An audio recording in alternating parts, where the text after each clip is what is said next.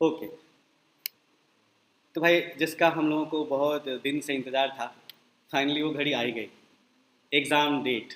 एक एग्ज़ाम तो आया, जो एग्ज़ाम हर स्टूडेंट देंगे, मतलब चाहे आप एमएससी एंट्रेंस के लिए प्रिपेयर कर रहे हो या जेआरएफ के लिए प्रिपेयर कर रहे हो। कीप इन माइंड कि ये सीएसआई या जेआरएफ नहीं है, ये डीबीटी जेआरएफ है, department of biotechnology, wing of government of India. इसमें आपको फेलोशिप मिलता है, एलिजिबिलिटी नहीं मिलती। मतलब आप नेट नहीं क्वालिफाई होंगे। हाँ पीएचडी करने के लिए क्या चाहिए होता है? पैसा। पैसा मिलेगा। 5 साल आपको पीएचडी करने के लिए पैसे तो मिलेंगे। ठीक है। अब मैं आप लोगों को पहले ही, बहुत पहले ही आप लोगों को कह रहा था कि एग्ज़ाम हो जाएगा, अप्रैल में होगा डीबीटी का एग्ज़ाम। कहा था? ऑनलाइन वाले बताओ, कहा था कि नहीं कहा था? Yes sir. कि अप्रैल में होगा, अप्रैल में होगा, अप्रैल में होगा।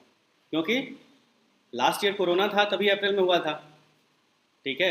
इस बार तो चीज़ें नॉर्मल हो गई हैं, तो अप्रैल में तो होना ही था। तो फॉर्म का डेट देखिए, फॉर्म आ गया है। अब आप लोग को हम दिखा दें। नेशनल टेस्टिंग एजेंसी यही एनटीए यही कराएगी एग्ज़ाम। अच्छा, फॉर्म का डेट आज ही से है ना? रेड कलर ले लिया जाए क्या? ठीक है। सो फॉर्म का डेट जो है आज ही से है। कब तक फॉर्म फिल होगा? 31 मार्च तक। ठीक है। तो हम लोग कब भरेंगे? 29 मार्च को कि 30 मार्च को? सर वो बहुत ये हो गया था, वो हो गया था सर, एकदम जल्दी जल्दी कुछ करवा दीजिए सर प्लीज़। और नहीं तो किसी का कॉल आएगा 31 मार्च को, सर फॉर्म का डेट बढ़ेगा नहीं। जैसे कि हमारे घर के लोग हैं इसमें। नहीं है भाई, हमारे घर के लोग नहीं हैं इसमें। और फॉर्म का डेट बढ़ेगा कि नहीं बढ़ेगा वो बाद में पता चलेगा।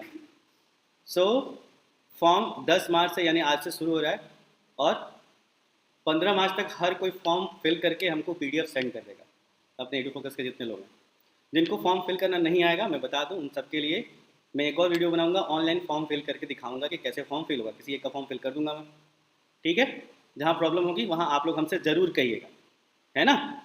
और सबका पीडीएफ फॉर्मेट में फॉर्म आना चाहिए, क्योंकि एक करेक्शन भी है। अगर फॉर्म में आपने कोई गलती कर दिया तो 3 अप्रैल को, 3 अप्रैल तक, 3 से 4 अप्रैल तक आप फॉर्म में करेक्शन कर सकते हैं। तो जब हम अपने खुद से फॉर्म भरते हैं, तो खुद से फॉर्म भरने में तो लगता है कि सही भर रहे हैं। जब दूसरा कोई फिल करता है तब ना, दूसरा कोई देखता है तब ना पता चलता है कि गलत भरे हैं कि सही भरे हैं। जैसे कि हम लोग क्या 11th का या 12th का बोर्ड का एग्ज़ाम दे रहे थे, प्रैक्टिकल लैब में बैठे थे, फॉर्म आया तो मेरा एक फ्रेंड है करुणाकर चतुर्वेदी, तो मैंने उससे पूछा मजाक में, मेरे पापा क्या नाम है यार, मजाक मजाक में, मुझे याद है। तो वो बोला श्री नरेंद्र शर्मा। तो मैंने भी लिखा श्री नरेंद्र शर्मा, उसने भी लिखा श्री नरेंद्र शर्मा अपने अपने कॉपी में, क्योंकि वो हो गया था ना, गलती हो गई। वही कॉलम हम दोनों फिल करने जा रहे थे, साथ साथ फिल कर रहे थे।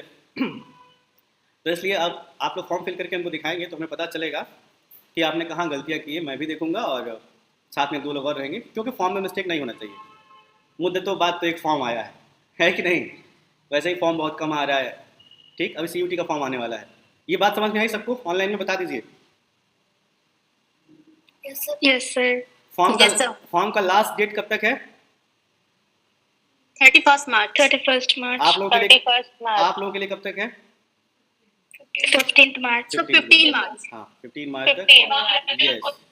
कि कोई मिस्टेक होता है तो हम बता देंगे आप लोग को तुरंत तुरंत। ठीक है ना? सर 15 मार्च के बाद भर सकते हैं क्योंकि मेरा एग्जाम रहेगा, तो नहीं, कुछ लोग तो बेटा, 21-22 तक।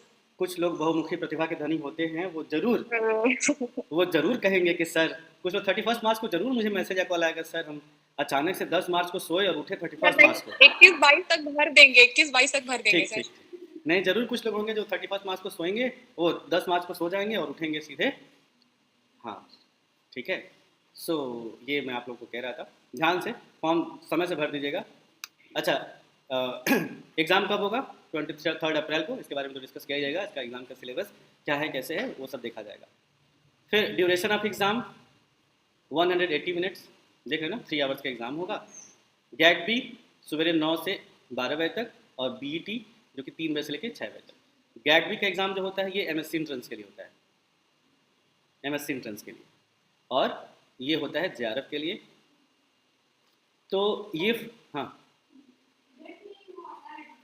हाँ हाँ, बीईटी में आता है। हाँ हाँ,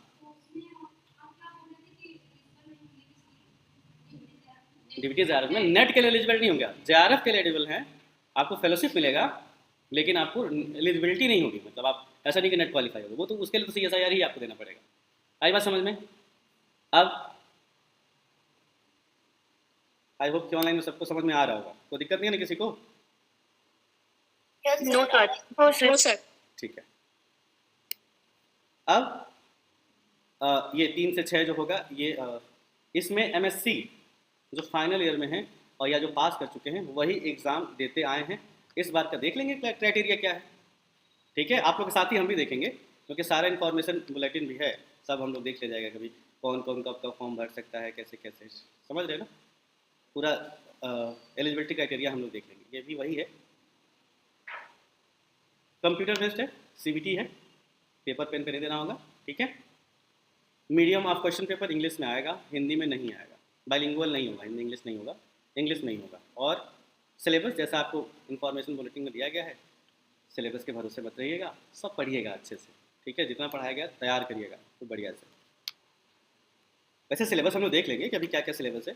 फिर फ़ी, एग्जामिनेशन फ़ी गैटवी के लिए जनरल और OBC और EWS के लिए 1200 है, और SC ST PW के लिए 600 है, और सेम टू सेम फीस जो है वो VT के लिए भी है, दोनों अगर कोई फिल करता है तो। अब ये दोनों कैसे फिल होगा इसका इन्फॉर्मेशन मुझे नहीं, ये नहीं मुझे पता चल पा रहा है, कोई दोनों कैसे फिल कर सकता है, क्या किसी को MSc के बाद फिर से MSc करना है या ऐसे देखना पड़ेगा। सर मास्टर्स करते हैं ना सर उसके लिए। तो मास्टर्स जो करते हैं वो तो मास्टर्स के लिए तो गैट भी है, और PhD के लिए BET है, तो जो मास्टर्स कर लेंगे वो BET का फॉर्म डालेंगे, फिर फाइनल ईयर में होंगे। लेकिन दोनों कौन डाल सकते हैं ये मुझे भी नहीं पता है, देखा जाए क्या कि सर दोनों जैसे कि हम लोग डाल सकते हैं दोनों में। हम लोग मतलब MSc एंट्रेंस वाले? हाँ, MSc जिनको करना है। और नहीं, तो आपको JRF के लिए वही एलिजिबल होते हैं BET के थ्रू जो MSc फाइनल ईयर में होते हैं। अच्छा अच्छा। हाँ, जो MSc BSc फाइनल ईयर में है उसके उनके लिए यही है, गैट भी है। वेल देख लेंगे कि ये दोनों कौन हैं जो दोनों फॉर्म डाल सकते हैं। वेल ऑनलाइन मोड से भरा जाएगा, ठीक है, कोई और फॉर्म नहीं एक्सेप्ट होगा, है ना? यानी कि पेपर पे लिख के एप्लीकेशन लिख के भेज दिए DBT को, हमारा फॉर्म ऐसे कंसीडर करिए, ऐसा नहीं होगा। ठीक है, पहली बार जब CBT मोड हुआ था CSIR का एग्ज़ाम, तो किसी सेंटर पे एक स्टूडेंट एकदम अड़ गया था कि नहीं हम कंप्यूटर चलाना जानते ही नहीं है, हमको पेपर पेन दीजिए, हमको पेपर प्रिंट करके लाइए दीजिए तब हम करेंगे। उसका पेपर ख़राब हो गया, उसका क्या करेगा? तो थोड़ा बहुत कंप्यूटर तो सबको आना चाहिए, इतना तो आना चाहिए कि माउस पकड़ के आप राइट क्लिक और लेफ्ट क्लिक क्या है, मैक्सिमम कहाँ, अब तो सारा ही हो रहा है, सब ऑनलाइन मोड में। ठीक है, ओनली वन एप्लीकेशन, एक ही एप्लीकेशन फिल करिएगा, ठीक है ना? मल्टीपल एप्लीकेशन नहीं। ठीक है, कोई मिस्टेक हो जाए तो वही कह रहे हैं, कोई मिस्टेक हो जाएगा तो सुधारने के लिए 3 और 4 अप्रैल का टाइम है। ये नहीं कि कोई मिस्टेक हो जाए तो एक और फॉर्म डाल दिया, फिर मिस्टेक हो गया एक और फॉर्म डाल दिया, ऐसा मत करिएगा। ठीक है ना? फिर ये तो है इन्फॉर्मेशन, जो बेसिक इन्फॉर्मेशन जो यहाँ तक दिया हुआ है, तो इसमें यहाँ तक किसी को कोई प्रॉब्लम नहीं है। And forward DBT junior research fellowship DBT JRF are pursuing research in frontier area of biotechnology, यही लिखा हुआ है BET। ठीक है, और पोस्ट ग्रेजुएट प्रोग्राम जो है उसके लिए क्या है, गैट। तो किसी को कुछ पूछना है, किसी को कुछ पूछना है भाई ऑनलाइन में, बताइए। नो सर, क्लियर है, क्लियर। No sir. ठीक है, अब नेक्स्ट चलते हैं।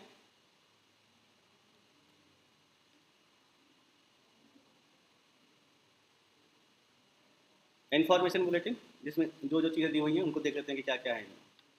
इन्फॉर्मेशन बुलेटिन ऊपर से देख लेते हैं, हाँ, यही है, graduate aptitude test biotechnology GAT भी है, और biotechnology eligibility test BET 2023। Information bulletin, ठीक है, विजन क्या है, मिशन क्या है, ये सब याद करने की ज़रूरत नहीं है आपको, मन करेगा तो पढ़ लीजिएगा। फालतू टाइम में रील्स देखने से अच्छा है कि यही पढ़ लिया जाए, कुछ और इन्फॉर्मेशन पता चलेगा। क्यों जी ममता, किसी को कुछ पूछना है? हाँ जी नम्रता पूछिए। नम्रता कुछ पूछना है आपको? ठीक है, कुछ पूछना होगा तो आप पूछ सकते हैं या चैट में भी लिख सकते हैं।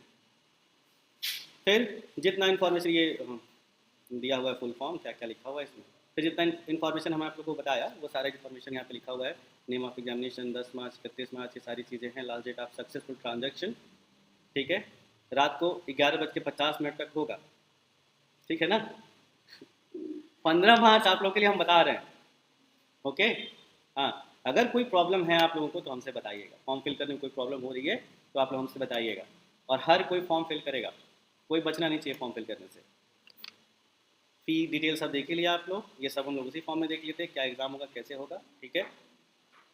और रिस्पॉन्स सीट आएगी और कब डिक्लेयर होगा रिजल्ट वो भी आपको पता चलेगा बाद में। कैंडिडेट कैन अप्लाई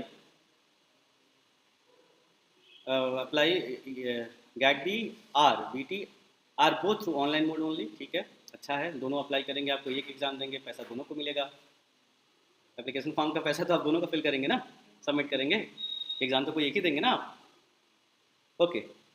फिर बोल्ड लेटर में लिखा हुआ है only one application is to be submitted by a candidate irrespective of whether they are applying GAT B or B T or both. मतलब एक एक फॉर्म आप फिल करेंगे, बार बार एक ही चीज़ लिखा है तो ध्यान दीजिएगा, कई फॉर्म फिल करने से क्या फ़ायदा है, okay. Instruction of filling online application, ये पूरा एप्लीकेशन ये पूरा आप लोग फॉलो कर लीजिएगा स्टेप बाय स्टेप। रजिस्टर करना है, ऑनलाइन रजिस्टर करिएगा using email ID, mobile number, ठीक है ना। किसी साइबर कैफ़े के भरोसे मत रहिएगा। अगर साइबर कैफ़े पे आप भरवाते हैं, ठीक है, आपके पास लैपटॉप कंप्यूटर नहीं है, साइबर कैफ़े भरवाते हैं तो उनका ईमेल आईडी और उनका मोबाइल नंबर मत डलवा दीजिएगा। एक ईमेल आईडी तो आपको बनाने आना चाहिए, क्योंकि बाद में कुछ रीसेट करना हुआ तो पता चले कि आप उनको कॉल करना पड़ रहा है कि भैया दीदी देखिए आपके ईमेल पे एक मेल गया होगा, प्लीज़ हमको उसका कोड बता दीजिए, OTP बता दीजिए। नहीं बताएंगे OTP, समझ रहे हैं ना। तो आपके पास होगा वो अप्लाई करिएगा, मोबाइल नंबर जो भी होगा आपका अपना डालिएगा। Complete online application for note down the system generated application ID, application ID number जो होगा वो नोट कर लीजिएगा, और वो सब कुछ अपने ईमेल पे डाल दीजिएगा, क्योंकि बाद में भूल जाता है आपको। वैसे हम तो मांगेंगे ही, हम तो सब सेव करके रखेंगे, हमारे पास पुराने फॉर्म भी स्टूडेंट्स के अवेलेबल हैं, ठीक है। 6 साल 7 साल पहले जो फॉर्म भरे थे, जब 6 7 साल कह रहा हूँ, एडमिट कार्ड तब का फ़ोटो क्लिक करके रखा हुआ है हमने, जब से ऑनलाइन मोड हुआ है तब से हम रखते हैं। बाद में कई स्टूडेंट को ज़रूरत पड़ती है, उनका एडमिट कार्ड उनको खो जाता है, पता ही नहीं चलता है कहाँ है, तो बाद में हमसे आप ले जाते हैं या मांग लेते हैं। अब यहाँ देखिएगा, फ़ोटो की बात किया है, फ़ोटो एकदम नीट एंड क्लीन होना चाहिए, होली वाला मत लगाइएगा, ठीक है ना। अरे शादी वादी में गए थे, बहुत अच्छे लग रहे थे, किसी ने तारीफ़ कर दिया, ले लो यही वाला फ़ोटो, यही वाले फ़ोटो पे सबसे ज़्यादा लाइक्स मिला है यही वाला फ़ोटो, ये वाला फ़ोटो मत लगाइएगा, ठीक है ना। देखिए लिखा है विजुअल इंक्लूडिंग ईयर्स, ठीक है, अगेंस्ट वाइट बैकग्राउंड, कैंडिडेट का सिग्नेचर होना चाहिए। केवी वगैरह जो लिखा हुआ है ये मैनेज हो जाता है, आप भी कर लेंगे। अगर आपको नहीं आता है तो आप यूट्यूब पे सीख सकते हैं कि हाउ टू मैनेज केवी, ठीक है, या ऑनलाइन भी कैसे करना है वो कर लेंगे। जिनको प्रॉब्लम होगी वो यहाँ पे बताइएगा, ऑफिस से कर दिया जाएगा, कोई दिक्कत नहीं होगा, ठीक है। क्या क्या चाहिए ये ज़रूर देख लीजिएगा आप लोग, क्या क्या चाहिए कि फोटो में either colour or black and white, 80% face without mask, हाँ भाई मास्क पहन के नहीं, हाँ ये सब ध्यान रखिएगा। बाकी जो ज़रूरी सर्टिफिकेट है उन सर्टिफिकेट को ज़रूर, कैटेगरी सर्टिफिकेट, ठीक है, proof of date of birth, ये सारे certificate for appearing result, awaiting result, जो भी आपका है। जैसे मान लीजिए आप BSc फाइनल ईयर में हैं, आपका रिजल्ट तो आया नहीं है, तो उसके लिए आपको अपने HOD से या प्रिंसिपल से एक रिजल्ट अवेटिंग का सर्टिफिकेट बनवाना पड़ सकता है, आगे लिखा होगा, ठीक है। उसका हो सकता है कि PDF फॉर्मेट में दिया हुआ हो, आपको अपना नाम फिल करके उसमें लिख के और अपने HOD से या अपने प्रिंसिपल से साइन कराना हो कि हाँ ये हमारे वहाँ पढ़ रहे हैं, और अभी एग्ज़ाम हुआ ही नहीं तो रिजल्ट कैसे आएगा, तो रिजल्ट अवेटेड कैटेगरी में वो आते हैं, ठीक है। उसके बाद से after submission of online application form either successful completion of step 4, conformation page आएगा, उसको आप प्रिंट आउट करके रख लीजिएगा, सेव करके रख लीजिएगा। To the confirmation page of the online application form will be generated only after successful payment of the candidate, ये तो ठीक है। फिर नेम की स्पेलिंग एकदम ध्यान से रखिएगा, information of such candidate, name, address, detail, category, सारा चीज़ सही से ध्यान रखिएगा, ठीक है ना। अब लिखा है request for correction made by any candidate through post, fax, WhatsApp, email, Insta नहीं लिखा है, by hand will not be entertain by NTA। मतलब जो विंडो वो दे रहे हैं 3 अप्रैल और 4 अप्रैल, यही 2 डेट है जिसमें आप करेक्शन कर सकते हो, उसके पहले या उसके बाद या किसी और मीडियम से आप नहीं कर सकते। ये ध्यान रखिएगा आप लोग, ठीक है। बाकी ये सो नॉर्मल चीज़ें हैं, आप पढ़ लीजिएगा, कोई दिक्कत नहीं है। आगे आते हैं, ब्रीफ एडवाइजरी में क्या क्या चीज़ें हैं ये सब। एग्जामिनेशन हॉल में आप जाएंगे तो क्या क्या होना चाहिए, admit card along with self declaration होना चाहिए, सिंपल ट्रांसपेरेंट बॉल पेन होना चाहिए, ये सब पढ़ लीजिएगा, कोई बड़ी बात नहीं है। ये सारे पॉइंट्स हैं, बहुत ज़्यादा पढ़ने की ज़रूरत भी नहीं है, ठीक है। Introduction about NTA and scoring organisation, ये सब जानने की ज़रूरत नहीं है आपको कि आरसीबी क्या है, एनटीए क्या है, सब जानते हैं, ठीक है ना। फिर एग्ज़ाम के बारे में और आपको पढ़ना होगा, पढ़ लीजिएगा।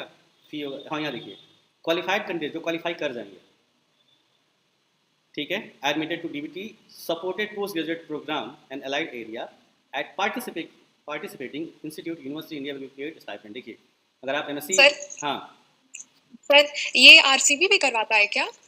वही है ना, regional centre of biotechnology and department हाँ ऑफ हाँ सर। हाँ, तो वो सेलेक्ट करेंगे स्टूडेंट्स को। आइए देखते हैं, एमएससी बायोटेक्नोलॉजी अलाइड एरिया में जो स्टूडेंट एडमिशन लेंगे उनको 5000 पर मंथ स्कॉलरशिप मिलेगा, मतलब एमएससी करने का आपको पैसा मिलेगा। नहीं, गेट पी क्वालिफाई करके आपने एडमिशन, गेट पी के थ्रू एडमिशन लिया था, पैसा नहीं मिला आपको? मतलब पूरा मिल गया ना, हाँ मतलब पर मंथ जोड़ के आपको मिल जाएगा, ठीक है। कहाँ से किया था आपने एमएससी?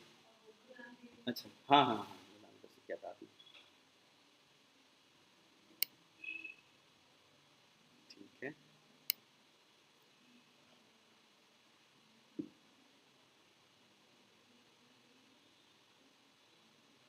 सर एक क्वेश्चन मैं पूछूं? हाँ पूछिए। सर ये मतलब जो गेट का एग्जाम उसको क्वालिफाई करने के बाद फिर से इंटरव्यू भी देना होगा? एक सेकंड बता रहे हैं।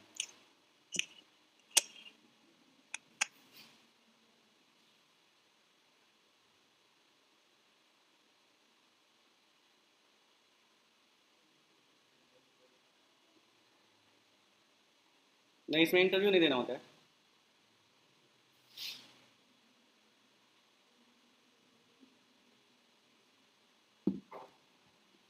ठीक है, इसमें इंटरव्यू नहीं देना होता है। वो उसका क्या प्रोसीजर है एडमिशन का, वो भी मैं बताता हूँ आपको। तो अगर आप एग्रीकल्चर बायोटेक्नोलॉजी में एडमिशन लेते हैं तो पर मंथ आपको 7500 मिलेगा। एमटेक या इसमें एडमिशन लेते हैं तो आप देख ही रहे हैं 12000 पर मंथ आपको मिलेगा, ठीक है। आगे बढ़े, स्टाइपेंड मिली डिस्ट्रीब्यूटर ये सब क्या है, ये सब क्वालिफाई होने के बाद क्या चीज़, एग्रीकल्चर ज़्यादा मिलेगा ना, ज़्यादा इंपॉर्टेंट एग्रीकल्चर, सब इंपॉर्टेंट है, वो कुछ नॉर्म है उनका, उसके हिसाब से मिलेगा, ठीक है। फिर बात करते हैं रिजर्वेशन पॉलिसी क्या है, वो गवर्नमेंट ऑफ इंडिया के हिसाब से होगा। Reservation policy of government of India will be followed. Obviously हर एक एग्जाम में गवर्नमेंट ऑफ इंडिया का जो भी रिजर्वेशन पॉलिसी है उसी को फॉलो किया जाएगा। ट्रांसफ़र पॉलिसी, फिर आगे बढ़ते हैं कि transfer policy for admission under इतना, transfer policy in participating institute is for institute, मतलब एक जगह से दूसरी जगह आप ट्रांसफ़र हो रहे हैं, क्योंकि इसमें कई सारे इंस्टीट्यूट है जिसमें आपका एडमिशन हो सकता है, तो अगर एक जगह से दूसरी जगह ट्रांसफ़र कराते हैं आप तो क्या इसका प्रोसीजर है, ये सब क्वालिफाई होने के बाद है। फॉर्म वाला तो कुछ समझ में आया आप लोगों को?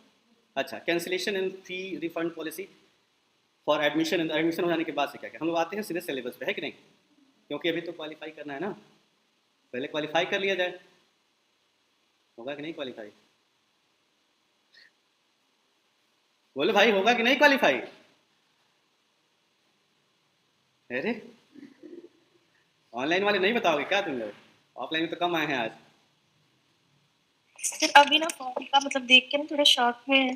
अभी थोड़ा शौक में है, और हमने कितना पहले बताया था कि डीबीटी का फॉर्म, गेटवी का फॉर्म अप्रैल में आए, अप्रैल में एग्जाम होगा, लेकिन शौक में रहने की जरूरत नहीं है आपको, इसका सिलेबस दिखाते हैं तब शौक में आइएगा आप लोग, है कि नहीं भाई। अगर हमने सिलेबस का अगर मैक्सिमम पार्ट पढ़ा दिया है, और इतना कितना टेस्ट हुआ होगा आज तक, डीएनए बैच वाले बताएं कितना टेस्ट आज तक हुआ होगा?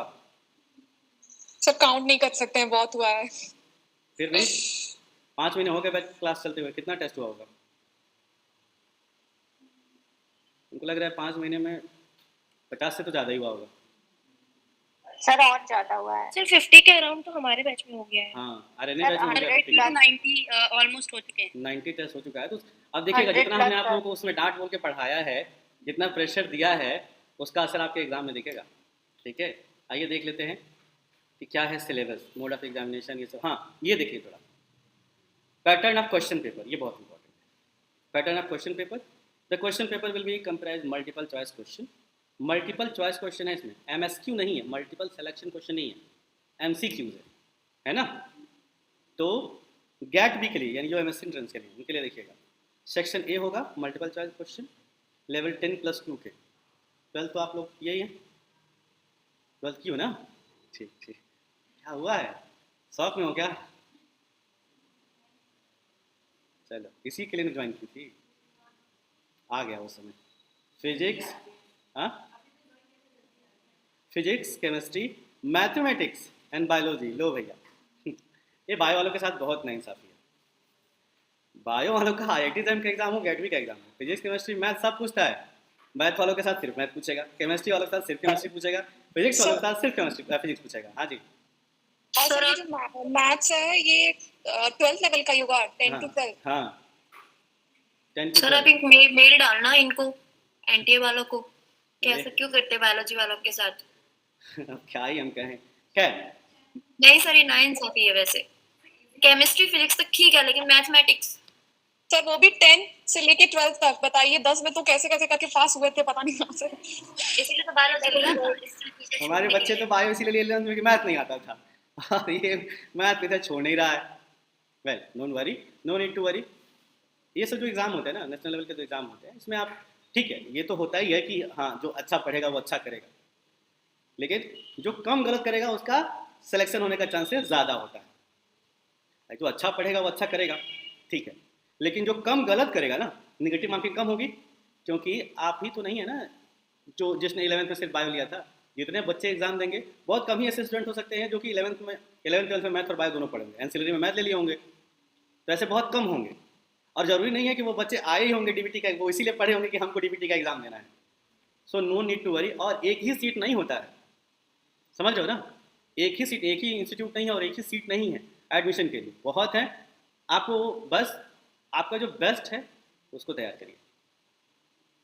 यहाँ बैठी तो है साजिदा, बताओ भाई, कुछ बताओ, पैटर्न कैसा था? एग्ज़ाम बहुत ईजी आया था। हाँ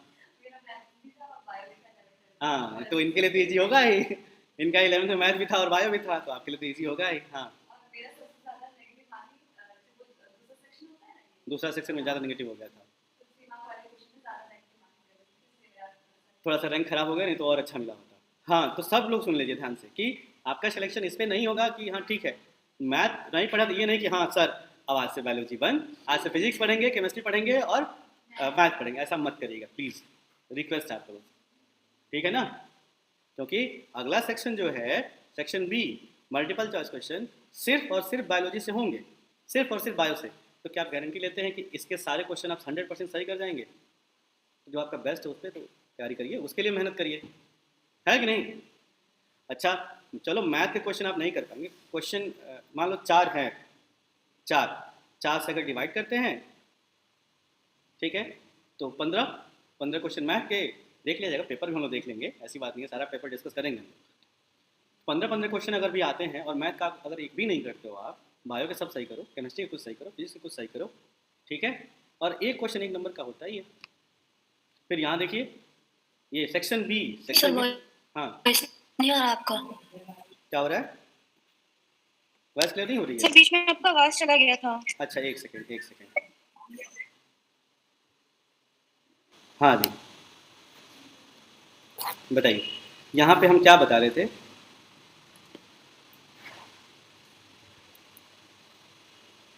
यहाँ पे हम यही बता रहे थे कि आपको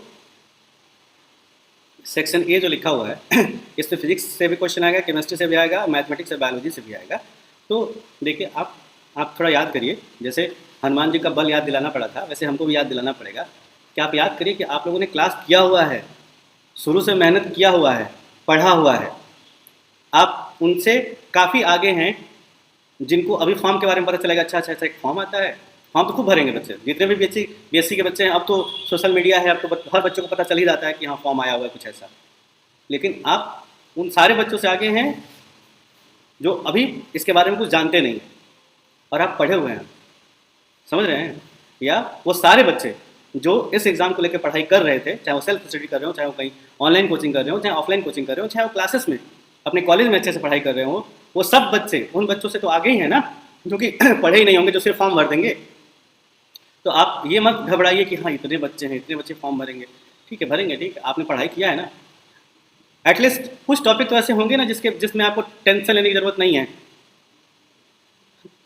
नहीं, सब टॉपिक में टेंशन है। बोलो भाई आराधना।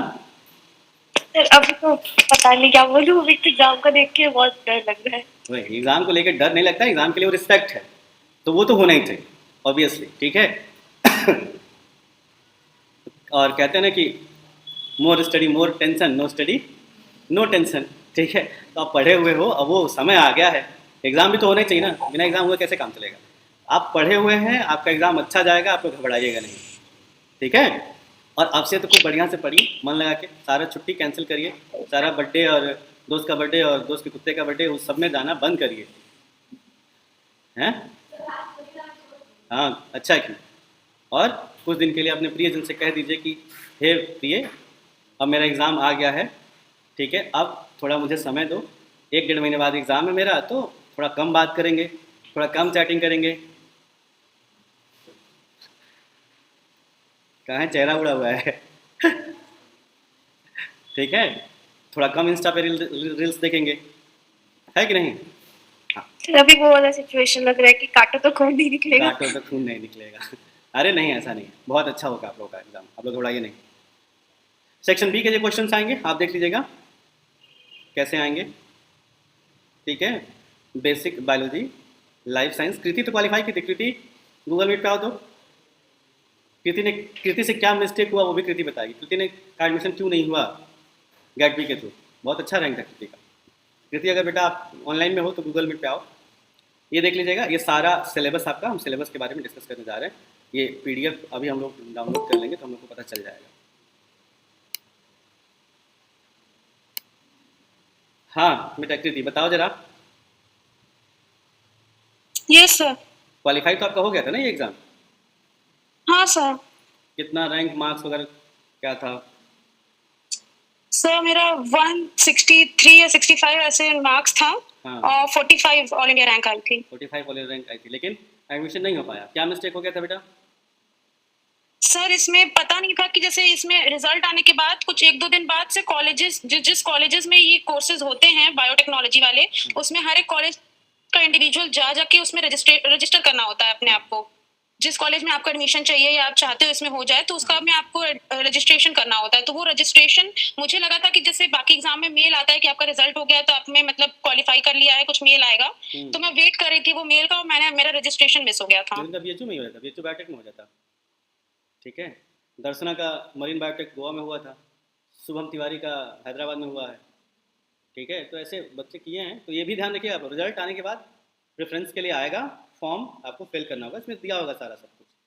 ठीक है सर हाँ मतलब जैसे मल्टीपल कॉलेजेस में जाके रजिस्ट्रेशन कर सकते हैं एक साथ? हाँ बताओ जी। अच्छा वो तो की नहीं थी बेचारी। कृति आपका 11th-12th में मैथ था क्या? नहीं सर मैथ नहीं था। तो फिर कैसे किया? सर मैथ के क्वेश्चन बहुत नहीं आते हैं, फिजिक्स केमिस्ट्री के ही ज्यादा, मतलब इस वाले पहले वाले में 60 क्वेश्चन में से बायो वाले तो हम लोग कर पाते हैं, फिजिक्स केमिस्ट्री भी हम लोग ने बैचलर्स में भी पढ़ा है और 11th-12th में तो फिजिक्स केमिस्ट्री कर लिए। मैथ के जो डिफिकल्ट क्वेश्चन है वो छोड़ देते हैं। फिर भी ऑल इंडिया 45 रैंक आया ना। ठीक है, पहले तो एडमिशन सिक्योर करते हैं, जिसका फर्स्ट रैंक आना होगा आ जाएगा, समझ रहे हो ना। ऐसा नहीं है कि जिसका फर्स्ट रैंक आ जाएगा उसको 5,000 की जगह 5 लाख रुपए मिलेगा पर मंथ, ऐसा नहीं है। ठीक है ना, तो एडमिशन सिक्योर किया जाएगा पहले, उसके बाद रैंक के लिए मेहनत किया जाएगा। और सेक्शन बी के कैसे क्वेश्चन थे बेटा? सर सेक्शन बी के क्वेश्चन वो सीयूटी लेवल वाले ही थे, जूलॉजी मतलब जो बेसिक मतलब जो पढ़ा रहे हैं आप सब उसी के क्वेश्चन रह रहे थे, जो बहुत ज्यादा डिफिकल्ट थे ना, बहुत इजी क्वेश्चन थे, ट्रिकी क्वेश्चन थे, लेकिन हो जा रहे थे, जो आपके टेस्ट वाले क्वेश्चन की तरह ही बहुत से क्वेश्चन थे। यानी कोचिंग करने से हो जाएगा? हाँ सर, हम लोग ने भी हाफ ही सिलेबस पढ़ के दिया था इस टाइम तक, इस वाले एग्जाम को। हाँ। तो बहुत सारा सिलेबस मैंने बॉटनी वगैरह पढ़ा नहीं था इसके लिए, लेकिन तभी भी जितना पढ़ा था अगर उसके भी सही अटेम्प्ट करके आए तो फिर हो जाना चाहिए। Core zoology core botany question आते हैं इसमें?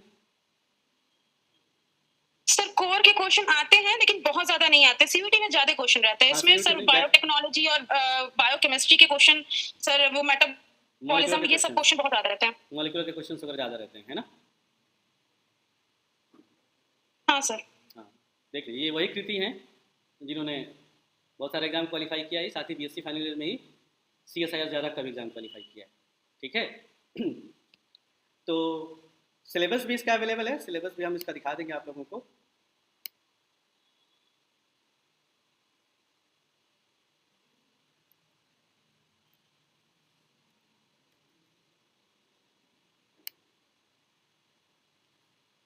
सिलेबस भी बहुत डिफ़िकल्ट नहीं है, ठीक है, देख लेंगे आप लोग को समझ में आ जाएगा कि क्या है। जो हम लोग पढ़ रहे हैं ना इतने दिन से, वही सब सिलेबस है। आगे ये देखते जाइए क्या क्या क्वेश्चन दिया हुआ है। ये देखिए, बीईटी के लिए जो JRF का एग्ज़ाम देंगे उनके लिए सेक्शन ए में जनरल साइंस भी आएगा, मैथमेटिक्स भी आएगा, केमिस्ट्री, जनरल एप्टीट्यूड भी होगा, एनालिटिकल क्वांटिटेबिलिटी और जनरल बैटल सब है। मतलब इसमें संस्कृत और इतिहास भूगोल को छोड़ के बाकी सब है, ठीक है। 50 क्वेश्चन आते हैं, 50 हर क्वेश्चन 3 नंबर का रहता है, ठीक है।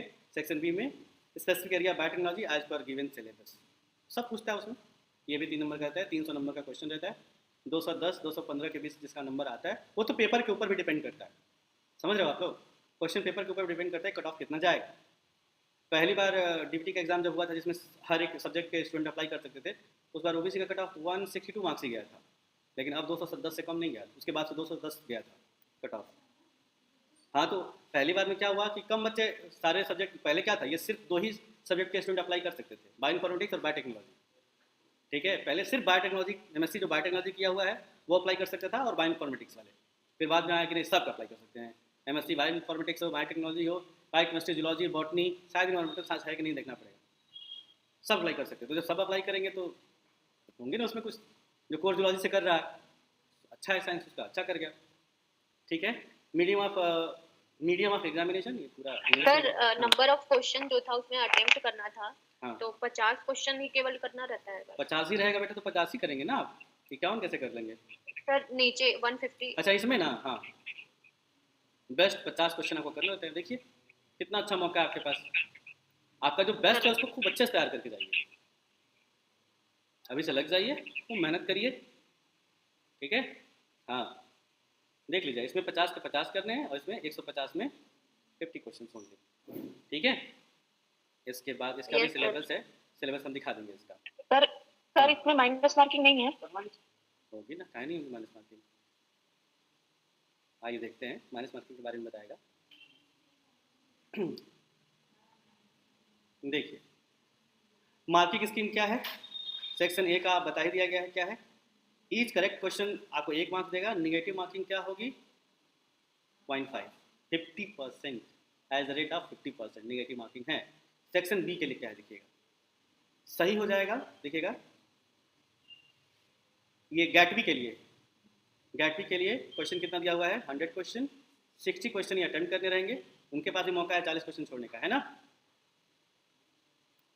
एमएससी एंट्रेंस वालों के पास भी मौका है 40 क्वेश्चन छोड़ने का। There will be 100 questions out of which candidate will have to attempt only 60 questions, ठीक है।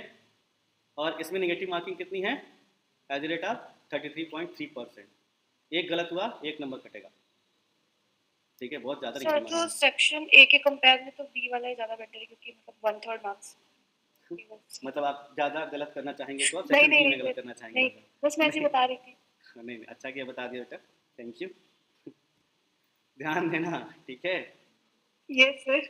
हाँ, लिखा in case more than 1 question is correct, क्या दिया है?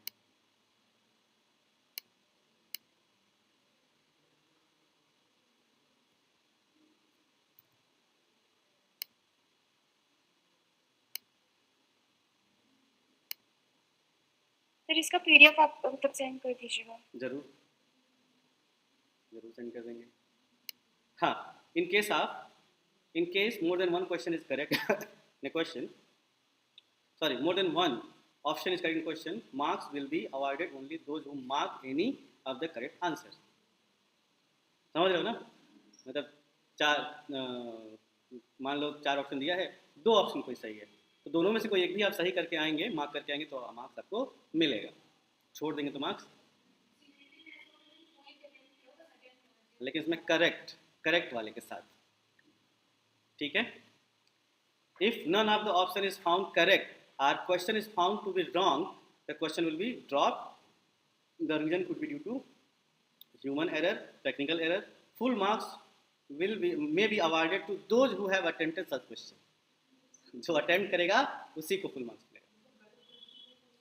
हाँ, क्वेश्चन अगर गलत है और आपने अटेम्प्ट कर दिया और वाकई में क्वेश्चन गलत है तो आपको फुल मार्क्स मिलेगा। ठीक है जी, अब आगे बढ़ते हैं।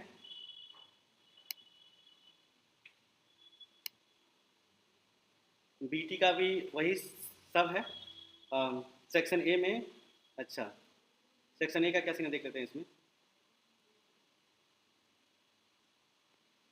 50 क्वेश्चन है, each question carry 3 marks. There will be negative marking. Incorrect के लिए कितना है, 1 मार्क्स।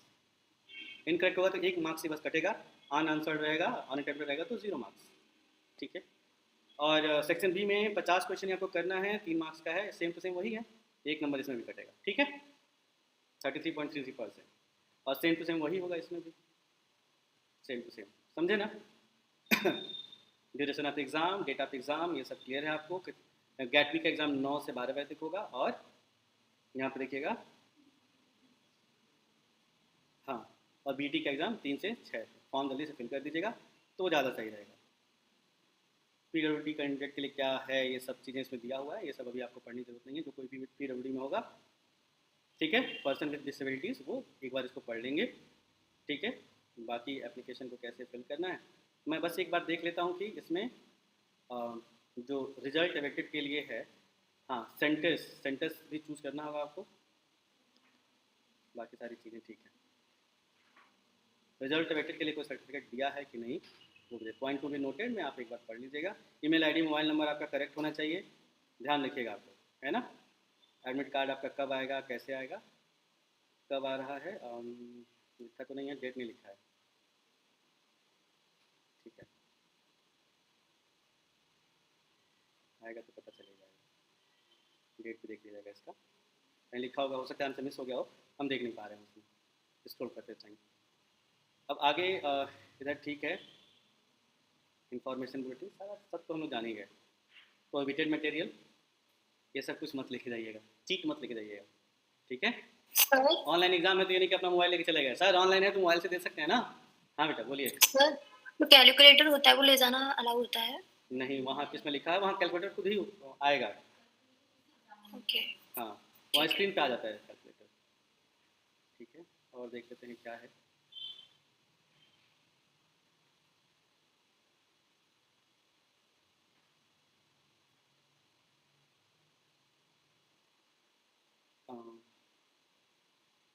ये हाँ देखिए, पीडब्ल्यूडी के लिए ये दिया हुआ है, सर्टिफिकेट है। तो अच्छा, पर्सन डिसेबिलिटी के लिए दिया हुआ है, ये किस चीज़ का है, हाँ, ओबीसी सर्टिफिकेट। फिर दिया है, ये सारी चीज़ें पढ़ लीजिएगा आप लोग ध्यान से, अगर कुछ ऐसा है तो। ये किसके लिए है, इनकम सर्टिफिकेट के लिए है, हाँ, ईडब्ल्यूएस के लिए है ये सर्टिफिकेट, प्रिंट करा के इस पर बनवा सकते हैं।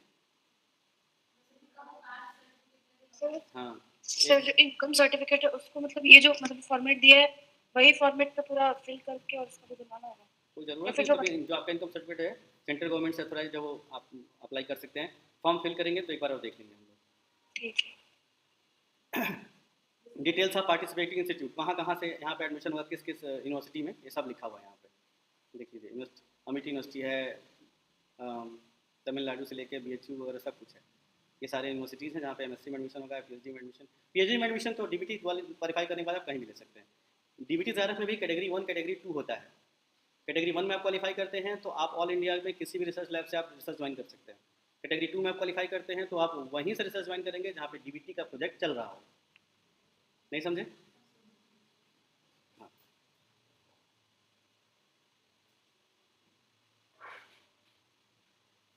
रिजल्ट अवेटेड, हाँ ये देखिए आ गया रिजल्ट अवेटेड, यही वाला प्रिंट करा के आप देख लीजिए। और यहाँ पे हेड ऑफ डिपार्टमेंट यूनिवर्सिटी ये सब साइन करवाएंगे। It's very important, very important. सिर्फ एक पेज यहाँ पे प्रिंट करिए, प्रिंट करके यहाँ अपने अपना नाम लिखिए और जो भी कॉलम लिखा हुआ है लिखिए और फटाफट इसको करा लीजिए, देर मत करिएगा इसमें। ठीक है, आराधना समझ में आया? Yes sir. हाँ, तिथि कराना पड़ा था इसको? हाँ सर, पहले कराया था इसको। हाँ, ये प्रिंट करा के यही वाला ना? हाँ सर। ठीक है, फिर लिस्ट ऑफ एग्जाम सिटीज़ और उसका सिटी कोड क्या है। जब हम लोग फॉर्म फिल करेंगे तो ये सिटी कोड हम लोग को डालना होगा। देखिए ये सिटी कोड डालना होगा तो आपका सिटी मिल जाए। उत्तर प्रदेश में कहाँ कहाँ एग्जामिनेशन सेंटर, वाराणसी है देख लीजिए। ठीक है ना, आगरा, अलीगढ़, इलाहाबाद, बरेली, गाजीपुर, कानपुर, लखनऊ, मेरठ, नोएडा, वाराणसी, बस। और इधर है अलग अलग, आप जिस जिस स्टेट के होंगे। तो ये किस चीज़ का है? बीईटी के लिए, हाँ सेम टू सेम वही होगा और क्या। प्रोसीजर फॉर अपीयरिंग, ये सब ठीक है, ध्यान रखिएगा। और एक चीज़ हम आपको दिखा दें,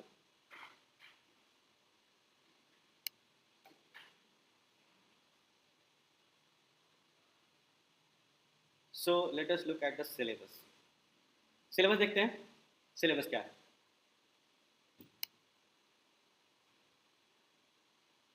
सबको दिख रहा है ना भाई? किसी को कोई प्रॉब्लम तो नहीं है? ठीक है, नमस्कार। ओके। तो आइए अब सिलेबस की बात करते हैं। देखिएगा ये सिलेबस तो जैसे दिया हुआ है गेट बी के लिए, शायद बीटी के लिए भी देख लेंगे क्या क्या सिलेबस है। और सेक्शन ए के लिए तो इसने सीधे सीधे लिख दिया है कि 10+2 लेवल फिजिक्स केमिस्ट्री मैथ, ये सब ओके। यहाँ देखिएगा सेक्शन बी के लिए बायोमोलिक्यूल का स्ट्रक्चर फंक्शन। बोलिए, बोलो पढ़ाया गया कि नहीं पढ़ाया गया है? यस सर, यस पढ़ाई। हाँ, क्या चीज़? हाँ, वो उसको पढ़ा दिया जाएगा, इनकैनेटिक्स पढ़ा दिया जाएगा। Biological membrane structure, potential transport, engine classification पढ़ाया गया, काइनेटिक्स बाकी वो पढ़ा दिया जाएगा। ठीक है, मेटाबॉलिज्म में हम लोगों ने कार्बोहाइड्रेट मेटाबॉलिज्म पढ़ लिया है, ग्लाइकोलिसिस जितना भी है। न्यूक्लिक एसिड पढ़ना है, अमीनो एसिड की क्लासिफिकेशन पढ़ ली, इनका मेटाबॉलिज्म, फोटोसिंथेसिस, रेस्पिरेशन, ईटीएस सब पढ़ लिया है। वायरसेस के बारे में बहुत कुछ पढ़ लिया है थोड़ा। हाँ बेटा,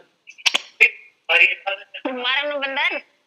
हाँ किसका माइक ऑन है? किसका? इसका माइक। हाँ, तो ये चीज़ें देख लीजिए आप लोग, जो बाकी है वो पढ़ा दिया जाएगा। प्रोकैरियोटिक यूकैरियोटिक सेल का सर लिपिड्स नहीं हुआ है, लिपिड्स बचा है हाँ, अभी। लिपिड्स पढ़ा दिया जाएगा, टाइम है अभी, इसमें दिक्कत की बात नहीं है। अब ये है कि आप लोग क्लास मत मिस करिएगा कोई भी। सेल का ग्रोथ। सर हाँ जी। एमएससी और जो जेआरएफ के लिए होगा सेम ही सिलेबस नहीं है नहीं क्या? बेटा, अलग अलग जो सिलेबस है। अभी अभी हम गैट बी के लिए बता रहे हैं, अभी उसके लिए भी सिलेबस का भी डिस्कस कर लिया जाएगा। ठीक है, वो सिलेबस हम भेज देंगे, आप लोग देख लीजिएगा, तो कोई दिक्कत नहीं है। सारा सिलेबस अभी हम नहीं देखने जा रहे हैं। ये जो कुछ बहुत सारी टेक्निक पढ़ा दी गई है, कुछ टेक्निक बाकी है, वो टेक्निक पढ़ा दिया जाएगा। बायोइन्फॉर्मेटिक्स आप लोग को हमें अच्छे से बताना पड़ेगा। बाकी हाँ, डेवलपमेंटल बायोलॉजी चल रहा है, उसमें से जो क्वेश्चन आएंगे आप देख लीजिएगा, कर लीजिएगा। एनिमल प्रोसेसिंग, यही सब है, बहुत दिक्कत सर नहीं। इसमें ना इम्यूनोलॉजी से बहुत क्वेश्चंस आते हैं। हाँ हाँ, तो सब डिस्कस हो जाएगा, कोई दिक्कत नहीं। तो ये सब सिलेबस है और इसी के बेसिस पे हम लोग देखेंगे क्लासेस और टेस्ट जितना भी आप लोग का होगा। मोस्ट प्रोबेबली है कि हम यूट्यूब पे आके रिवीजन भी करा दें। ठीक है, 1 घंटे का दोपहर में रिवीजन भी करा दें, शुरू से जो भी चीज़ें हैं उनका, तो आप लोग को क्लियर हो जाएगा। और JRF फॉलो का भी सिलेबस देख लेंगे, आप लोग को सेंड कर देंगे, आप लोग देख लीजिएगा, आप लोग खुद एनालाइज करिए, कुछ चीज़ें आप खुद से करिए। बाकी कोई कन्फ्यूजन है किसी को तो आप लोग हमको बताइए, किसी को कोई डाउट है, कुछ और पूछना है, कुछ यहाँ पे फ्रीक्वेंटली आस्क्ड क्वेश्चंस हैं, आप यहाँ ये भी देख लीजिए। What is GAT B, what is the date of applying, what is the last date of applying. Last date apply करने का क्या है? 15 मार्च 15 मार्च तक सर सबको हमारे लिए तो 15 मार्च ही है। हाँ, क्योंकि हमको फॉर्म सबका देखने में भी तो टाइम लगेगा। ठीक है, फॉर्म फिल करके और टेंशन खत्म करो। लास्ट में ना क्या होता है, लास्ट में सर्वर जाम हो जाता है, समझ रहे हो? नहीं, मिस्टेक हो गया तो नोटिफिकेशन नहीं आएगा। दीपक सर नहीं बैठे वहाँ पे कि बताते रहेंगे, ममता तुमने ये देखो क्या भर दिया है तुमने, पापा की जगह पे मेरा नाम लिख दिया है।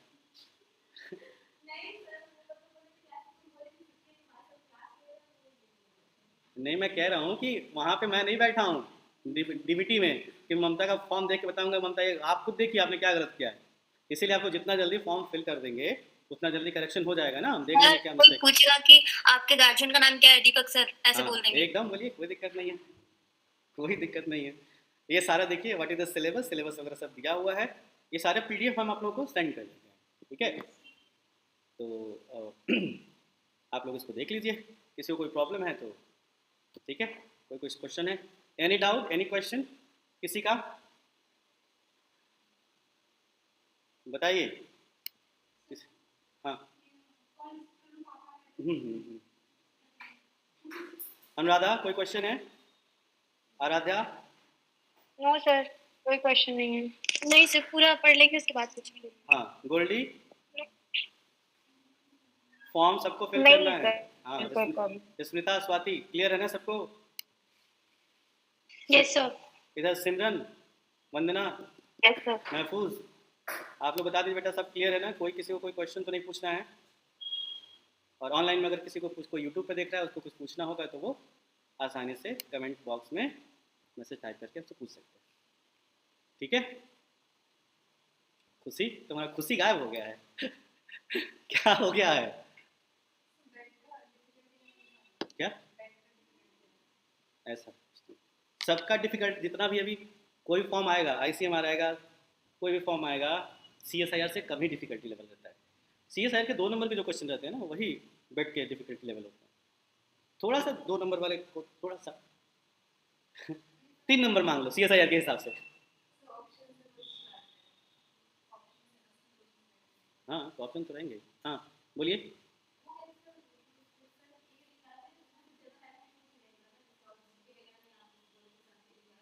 हाँ हाँ जनरल एप्टीट्यूड ही रहेगा। और तो भाई